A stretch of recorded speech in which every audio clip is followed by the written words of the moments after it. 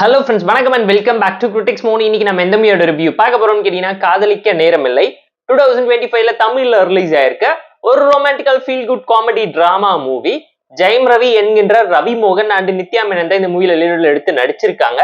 இந்த மூவி கிருத்திகா உதயநிதி தான் டைரக்ட் பண்ணிருக்காங்க. இப்ப இருக்கக்கூடிய பிரசன்ட் 2K கிட்ஸ் ஜெனரேஷன்ல பாத்தீங்கன்னா லவ் எவ்வளவு காம்ப்ளிகேட் பண்றாங்க, அதனால வரக்கூடிய பிரச்சனை என்னங்கிறத அழகா எக்ஸ்ப்ளோஸ் பண்ண ட்ரை பண்ணிருக்காங்க. பட் பல படத்தை பார்த்து இன்ஸ்பயர் பண்ணி தான் இந்த படத்தை எடுத்து உருட்டி இருக்காங்க. தாராள பிரபு சில்லுன்னு ஒரு காதல் ஹாய் நானா மூவி எல்லாத்தையும் ஒன்னா மிக்ஸ் பண்ணி வேற ஒரு வெர்ஷன்ல பிரசென்ட் பண்ணி உங்களை இம்ப்ரெஸ் பண்ண ரொம்ப ட்ரை பண்ணிருக்கக்கூடிய ஒரு above average ரொமான்டிக்கல் comedy drama movie. பொங்கலை தாண்டி பிப்ரவரியில லவ்வர்ஸ் வீக் எனக்கு இந்த படம் ரிலீஸ் ஆயிருந்தா கண்டிப்பா இன்னும் எல்லாருமே செலிப்ரேட் பண்ணி ஃபேமிலி அண்ட் ஃப்ரெண்ட்ஸ் கூட பார்த்து என்ஜாய் பண்ணிருப்பாங்கிறது நம்மளோட ஒரு பர்சனல் ஒப்பீனியனா இருக்கு. சிம்பிளான ஷார்ட் ஒன் லைன் ஸ்டோரி என்னன்னு கேட்டீங்கன்னா, நம்ம கதையோட ஹீரோயின் கல்யாணம் வரைக்கும் கொண்டு போலாம் நினைக்கக்கூடிய ஒரு ரிலேஷன்ஷிப் திடீர்னு பிரேக் ஆகுது.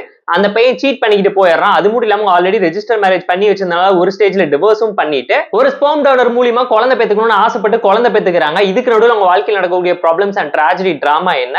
பேரலா இந்த பக்கம் நம்ம ஜெயம் ரவி பாத்தீங்கன்னா ஒரு பொண்ணு லவ் பண்ணி என்கேஜ்மெண்ட் அன்னைக்கு அந்த பொண்ணு ஹீரோட கண்டிஷன்ஸ் பிடிக்காம ஓடி போன காரணத்தினால பயங்கர ஃப்ரஸ்ட்ரேட்டடா இருக்காரு. நிறைய பொண்ணுங்களை டேட் பண்ணிக்கிட்டு ஜாலியா சுத்தும் போது ஒரு டைம் நித்யா மேனனை பார்த்து வீட்டுக்கெல்லாம் கூட்டிட்டு போய் இம்ப்ரெஸ் பண்ண ட்ரை பண்ணும்போது நித்யா மேனனும் குட் பை சொல்லிட்டு காணாம போறாங்க. 8 வருஷம் கழிச்சு ஹீரோயின் பார்த்துக்கும் போது அவங்க வாழ்க்கையில தொடர்ச்சியா நடக்கக்கூடிய சம்பவம் என்ன, ஹீரோயினோட குழந்தைக்கு அப்பா யாருங்கிறத ஹீரோயின் கண்டுபிடிச்சாங்களா, ஹீரோயின் ஒண்ணு சேர்ந்தாங்களா, ஹீரோ ஸ்பெர்ம் ஃப்ரீஸ் பண்ண போன இடத்துல டோனஸ் லிஸ்ட் மாறின காரணத்தினால வரக்கூடிய கலாட்டாக்கள் என்னங்கிறத வச்சு ஒரு ஹாய் நானா ஜில்லுன்னு ஒரு காதல் தாராள பிரபுவோட கோர் கான்செப்ட் ஐடியாலஜி எடுத்து ஒரு லிவ் இன் ரிலேஷன்ஷிப்பை தாண்டி ஒரு காதலியும் கல்யாணத்துக்கான புரிதல் எப்படி இருக்கணுங்கிறத அழகா அட்ரஸ் பண்ண ட்ரை பண்ணிருப்பாங்க.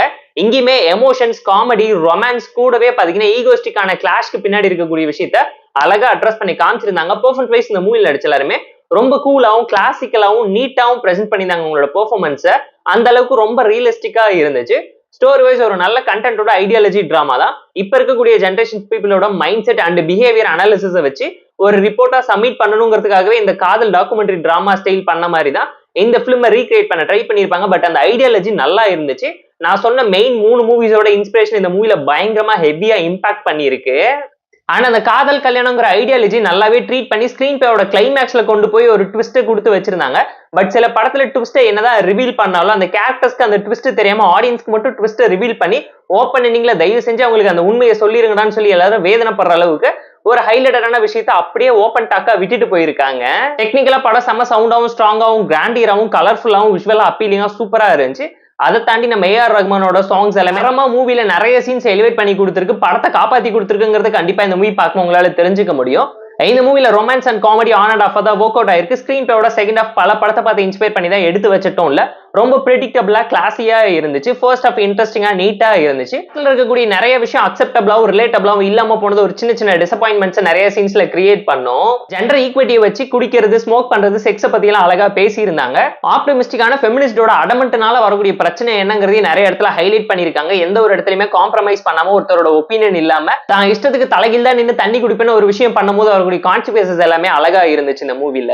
இந்த மூவில ஒரு சில ஃபிளாஸ் இருந்தாலும் ஃப்ளோ எந்த விதத்துல அஃபெக்ட் பண்ணலங்கனால ஃபேமிலி அண்ட் ஃப்ரெண்ட்ஸ் கூட பார்த்து என்ஜாய் பண்ற மாதிரியான நல்ல feel good romantical comedy drama மூவின்னு தான் நான் உங்களுக்கு சஜஸ்ட் பண்றேன். காதலிக்க நேரமில்லை மூவிக்கு நம்ம தரக்கூடிய ரேட்டிங் எவ்வளவுன்னு கேட்டீங்கன்னா 6.6 out of 10. Family and friends கூட பார்த்து என்ஜாய் பண்ணுங்க. இந்த வீடியோ பிடிச்சிருந்தா லைக் பண்ணுங்க, கமெண்ட் ஷேர் பண்ணி சப்ஸ்கிரைப் பண்ணி சப்போர்ட் பண்ணுங்க. இந்த வீடியோ பிடிக்கலாம் மறக்காம டிஸ்லைக் அடிச்சு கமெண்ட் பண்ணுங்க. நம்ம டெலிகிராம் லிங்க் டிஸ்கிரிப்ஷன்ல இருக்கு, ஜாயின் பண்ணிக்கோங்க. உங்களுக்கு tata bye, see you and love you all.